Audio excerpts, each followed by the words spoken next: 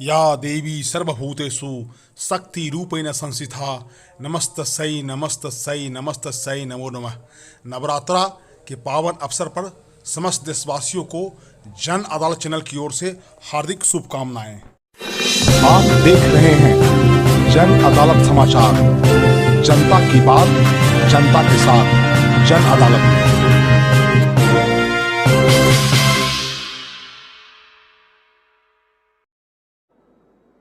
साथियों, 5G को लेकर भारत के प्रयासों का एक और संदेश है। नया भारत टेक्नोलॉजी का सिर्फ कंज्यूमर बनकर नहीं रहेगा, बल्कि भारत उस टेक्नोलॉजी के विकास में, उसके इम्प्लीमेंटेशन में बहुत बड़ी एक्टिव भूमिका निभाएगा। भविष्य की वायरलेस टेक्नोलॉजी को डिजाइन करने में, उससे जुड़ी मैन्युफैक्चरिंग में भारत की बड़ी भूमिका होगी। 2G, 3G, 4G के समय भारत टेक्नोलॉजी के लिए दूसरे देशों पर निर्भर रहा,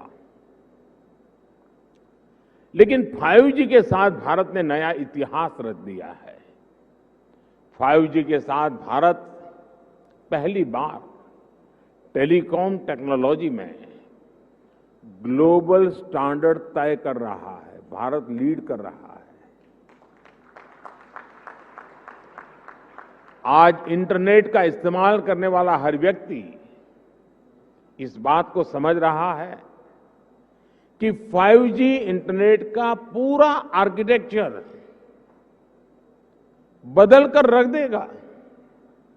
इसलिए भारत के युवाओं के लिए आज 5G बहुत बड़ी अपॉर्चुनिटी लेकर आया है।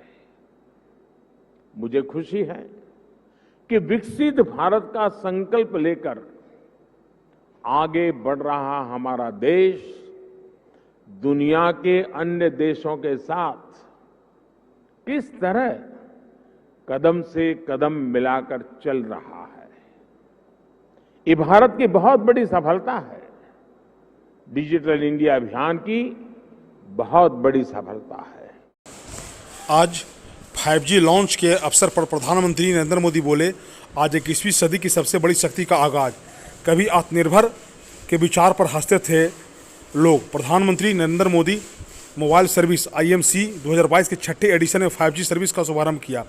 पहले फेज में 13 शहर अहमदाबाद, बेंगलुरु, चंडीगढ़, चेन्नई, दिल्ली, गांधीनगर, गुरुग्राम, हैदराबाद, जामनगर, कोलकाता, लखनऊ, मुंबई और पुणे में 5G कनेक्टिविटी की शुरुआत होगी। इसके बाद 5G को देश के हर हिस्से में पहुंचाया जाएगा। IMC 2022 कार्यक्रम 4 अक्टूबर को चलने वाला है।